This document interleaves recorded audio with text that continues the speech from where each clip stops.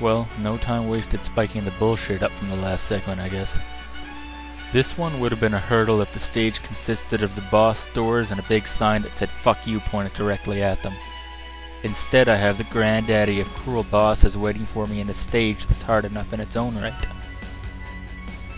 Illumina is really pissed at X for some reason.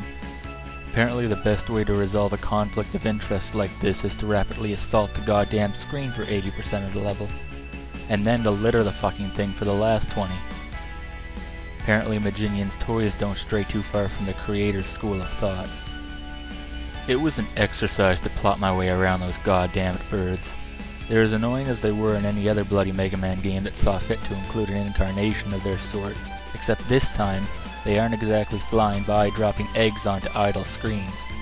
Now I get to peel my eyes for them while Illumina is flipping its shit in the background, and nightmares are hovering where I don't want them to. Luckily, Illumina's more annoying attack is reserved to the easier stretch of level at the beginning. The 3 lasers are much less trying, which I suppose fits the fact that the area they occupy pisses me off to no end. The first cable just sucks. The miniature suns Illumina keeps vomiting at me can be dealt with by a don't fucking stay in one place approach. The fact that a screen-high flock of birds flutters by every 5 seconds messes things up considerably. Dodging the birds at all requires a small window of timing. If you miss it, you either play the rapid improvisation game or you call it a failure and go kick a puppy somewhere. Once you pass that, you're left with the X6 basics. Nightmares in places you really don't need them to be, combined with the rest of the level's particular bullshit. Finding the right path through this stretch was a big pain in the ass. Mostly the aspect of timing it just right, so that I always knew where the birds were going to appear. Insert your own reference to the fucking song if you have to. Now what kills me is, if I misstep at all and they appear in the wrong spot, the terrain is so particular that it more than easily leaves me screwed. But the second cable is by far the most luck-driven and hardest part of the level. Everything prior can be pulled off pretty mechanically with practice. But to start things off right away here, you need to destroy the bottom laser with about half a second room for error.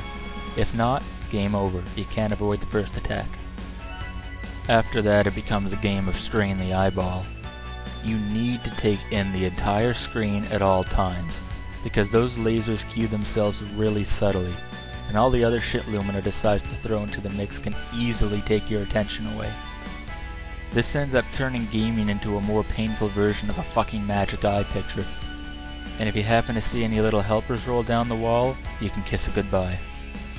And what this all boils down to in the end is more and more time in between me and attempts at Infinity Mijinion himself, because getting a successful battle with him is the entire issue with this fucking segment, even with all the bitching I just did about the level.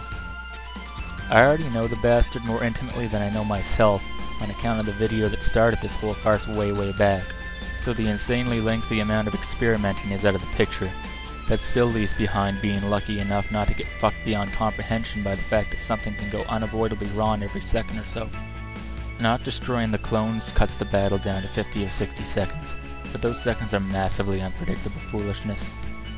As you'd expect, this took countless attempts, but the really sad thing is, it's only mid-range in the grand scheme of levels that took the most time.